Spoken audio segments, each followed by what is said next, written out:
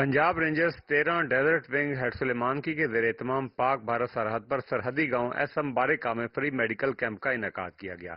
Camp में मरीजों के फ्री चेकअप और फ्री अद्वियात की फराहमी की गई। फ्री कैंप में सैकड़ों की तादाद में मरीजों जिनमें खवातीन और बच्चे शामिल थे का मेडिकल चेकअप किया गया।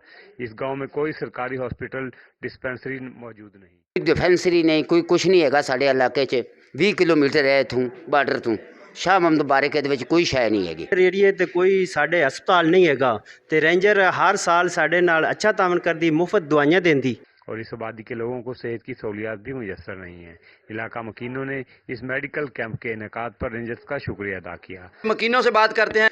बहुत शुक्रगुजार हैं हम पाक रेंजर के, उन्होंने बॉर्डर एरिया में अद्वियात दी हैं मुझे।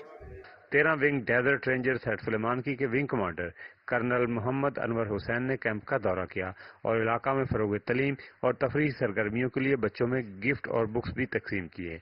कैमरामैन मोहम्मद हसन के साथ चौरी अब्दुर्रहमान, कोहिनूर न्यूज़, हवेली लखा।